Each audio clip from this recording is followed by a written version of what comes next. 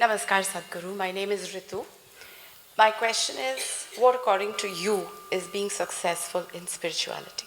In spirituality or life? In spirituality. And will I know it before I die? Thank you.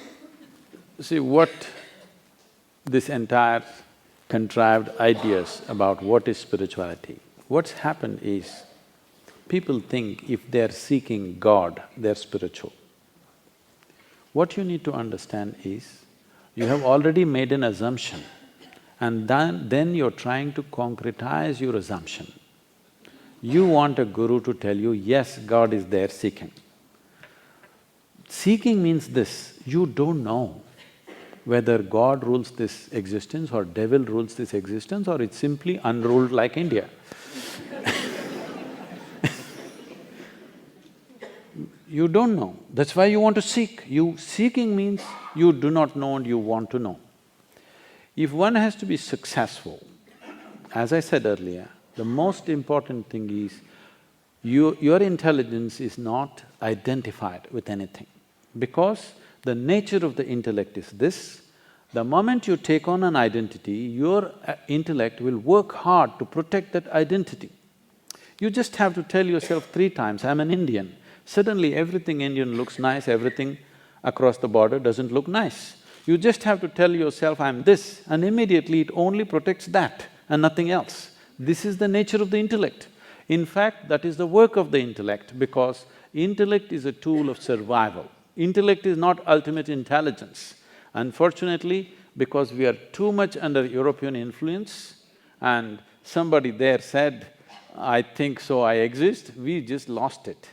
In India, in the yogic system, we do not ascribe too much significance to your thought, first of all.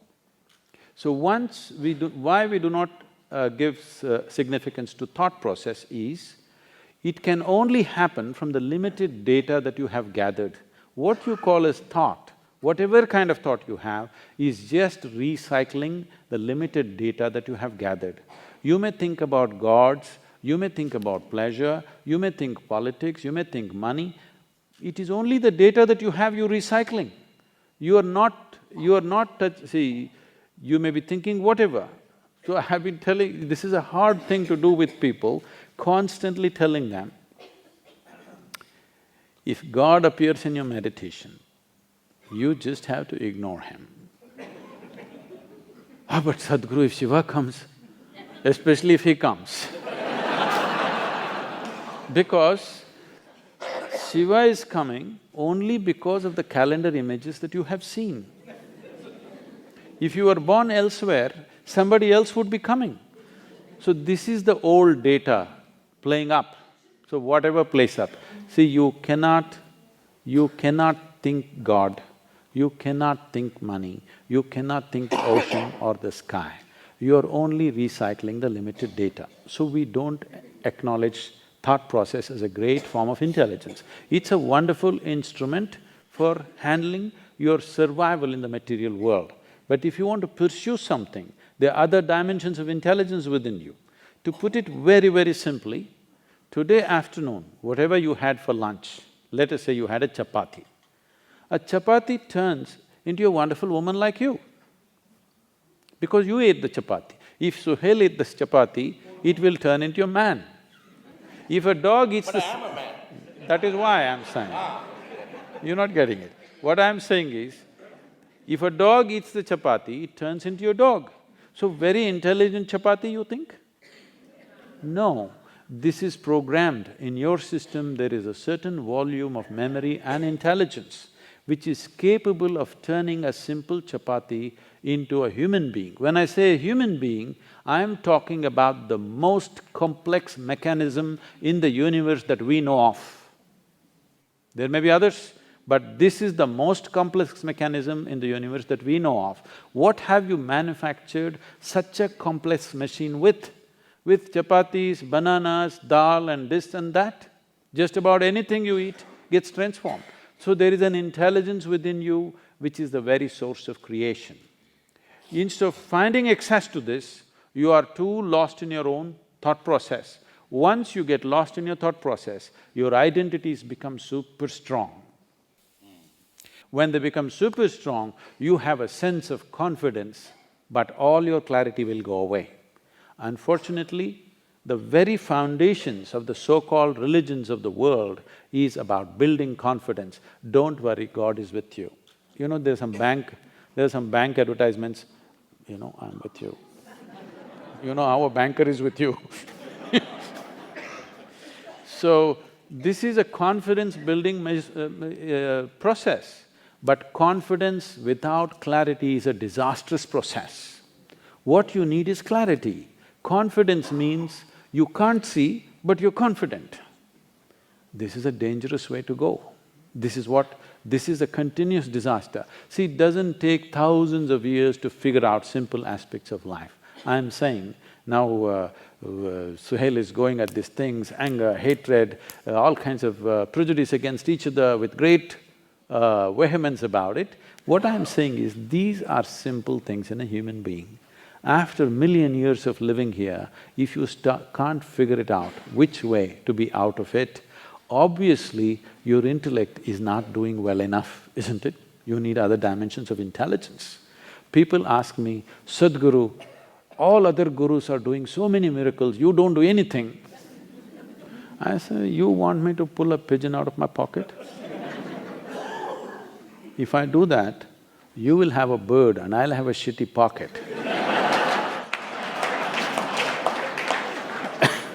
But no, let's stay with this. But you do acknowledge that there are many such people who are actually defrauding the emotions of a large population by doing this kind of nonsense. See, corruption is not the prerogative of only spiritual people.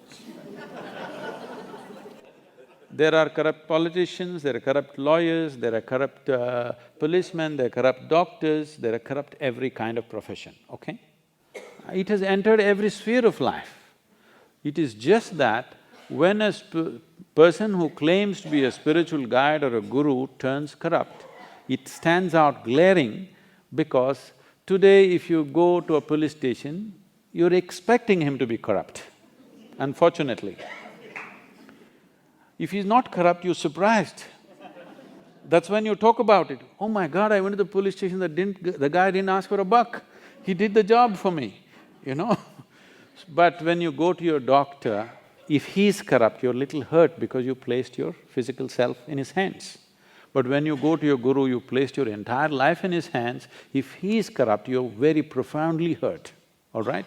So, the integrity that is necessary to perform different levels of activity is definitely more demanding when more trust is invested in that. But unfortunately, spiritual enterprise has started, okay?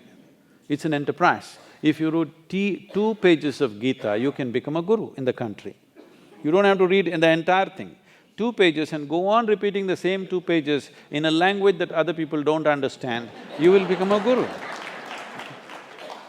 So, about being successful with that spiritual process, this is all you have to do. Tonight when you go home, sit on your bed, look at yourself, what is you, what you gathered, okay? You have a home, you gathered it. You have people, you gathered them. You have clothes, you gathered this. You have a body, you gathered this. The content of your mind, you gathered it. See, before going to bed, close your eyes and see if you can keep all that aside, even intellectually. Just try to keep it aside and go to bed every day. You will see one day you will wake up in a way you have not believed possible, truly awake.